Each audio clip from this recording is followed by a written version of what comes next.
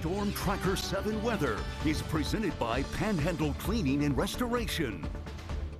All right, Ohio Valley Storm Tracker 7 meteorologist Tyler Vangie to break down all this nasty weather. Now, we have a lot to talk about, so let's try to get through it as fast as possible. There's a live look outside over the Fort Henry Bridge, the Ohio River. It's starting to fill up out there. It's getting rather full, and it's likely to flood. So that brings me to my next topic, but it's cold out there. Have you stepped outside? This morning it wasn't too bad, but temperatures, they continue to drop after the passage of that cold front. So let's dive into the Ohio River and figure out where is it for the current time being. How high are those water levels? Well, we're right around 31.7 feet, so let's call it 32 feet. We're likely to surpass that minor flood stage as we head through later tonight around 8 p.m.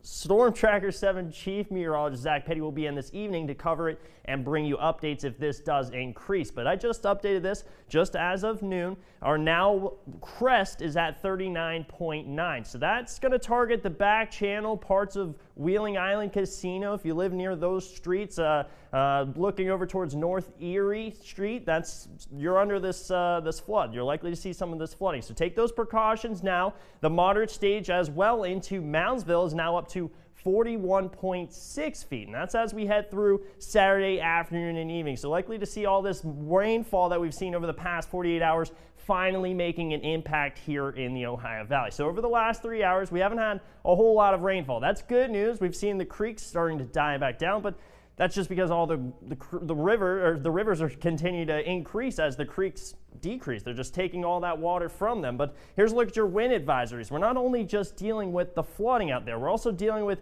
breezy conditions anywhere between 20 and 40 miles per hour. And that's why it's feeling a little bit cold out there. Temperatures are in the lower 50s, but when you accompany that wind from the northwest, it just makes it absolutely bone chilling out there. Here's a look at satellite radar. The low pressure is beginning to die. It's going to slide out as we head through Saturday, but don't let it fool you. Even through your Saturday with sunshine present, it's still a little bit chilly out there. If you want to take the kiddos to Moundsville, Grandview Park, just keep that in mind. It's still going to be breezy out there as we head through your Saturday. Now, heading into Saturday night, we get back to the 10 to 20 mile per hour range, but it's still too cold for me. It's not until Sunday morning that things start to wrap up initially with this storm, or with this system. Friday through the night tonight, we really didn't see any sunshine. So I don't expect a whole lot of rain, shower, thunderstorm activity, any of that nonsense as we move forward. That's good news because it means it's going to really keep our creek stream potential for that flooding right where it is for the current time being. But here's how we end the night. A little bit of showers to the northern portion of the panhandle, more so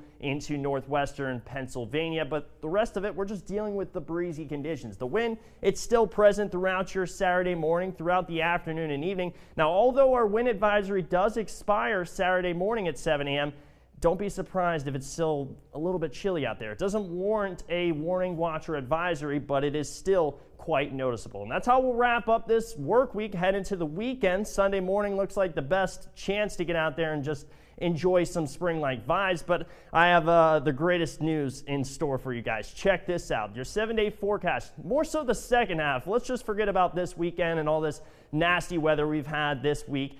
70 degrees, possibly 80 degrees as we step into Wednesday and Thursday. Yes, it brings the potential for more severe weather, but you can't expect anything different here in the Ohio Valley. Warm and cold, they never mix together, right? And that's exactly what we're seeing, but I'll take the upper 70s any day.